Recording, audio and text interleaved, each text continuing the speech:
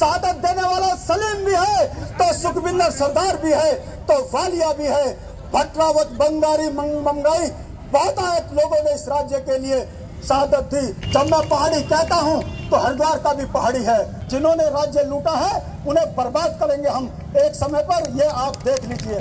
तो आप देख लीजिए, हरियाणा का व्यक्ति डाकघर में डाकिया बना हुआ है, बिजनौर का व्यक्ति हमारे यहाँ डाक बेच रहा है, मगर हमारे को 8वीं पास की नौकरी भी नहीं मिल पा रही है।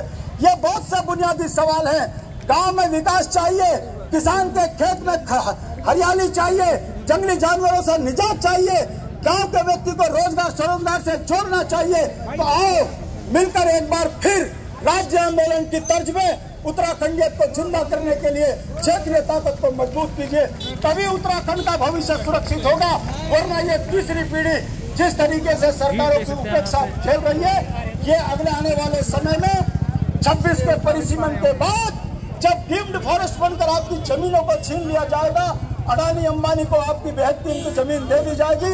32 के परिसीमन की शुरुआत आपने विधानसभा में देख ली, पहाड़ और मैदान का झगड़ा कर रहे हैं। एक कह रहा पानी रोक दूंगा, एक कह रहा जहर घोल के सबको मार दूंगा, एक कह रहा रसद रोक देंगे, पहाड़ी भूखे मरेंगे। इसके लिए हमने उत्तराखंड नहीं बनाया था।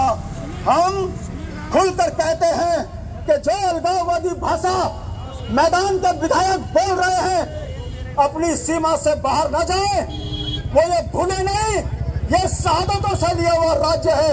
आर पार की लड़ाई में आ गए तो ऐसे राजनीतिक बेईमानों को सबक सिखाने वाली कौम अगर कोई है, उत्तराखंड के पहाड़ी हैं। जब मैं पहाड़ी कहता हूं तो हरिद्वार का भी पहाड़ी है। ये एकता का मंत्र है। इस गुलदस्ते के अंदर तमाम लोगों की आवश्यकताएं हैं। इस राज्य के अंदर हमने सबको एक करके राज्य बनाया है। शहादत देने वाला सलीम भी है, तो सुखविंदर सरदार भी है, तो वालिया भी है, भटरावत, बंगारी, मंगाई, बहुत लोगों ने इस राज्य के लिए शहादत दी। हमको 42 से ज्यादा मरने के बाद भी हमने कभी अलगाववाद की भाषा नहीं बोली। एक मुट्ठा एकजुट किया, संयुक्त संघर्ष बनाकर हमने सबको एक संदेश दिया कि राज्य के लिए हम एक हैं। राज्य बनने के बाद राजनीतिक स्वार्थ में पहाड़ और मैदान का झगड़ा कर रहे हैं, तुम्हें नंगा करेंगे आने वाले समय में। जिन्होंने राज्य लूटा है उन्हें बर्बाद करेंगे हम एक समय पर, ये आप देख लीजिए। और आप लोग, जब मैं आप कह रहा हूं तो उसमें मैं भी हूं। अपनी बर्बादी का बहुत बड़ा आधार आपने चुना है। आपके ऊपर एक शेर बहुत बेहतरीन बैठता है कि जोत कर खेत। मैं अपनी वाणी को विराम देने से पहले आपको जो एक थोड़ा सा मुफ्ता में चेहरा दिखा दूं आपको कि जोत कर खेत, जिसने उगाई ये फसल, ये राज्य आप ही ने तो बनाया ना। और जब आपने राज्य बनाया तो आप उपेक्षित क्यों?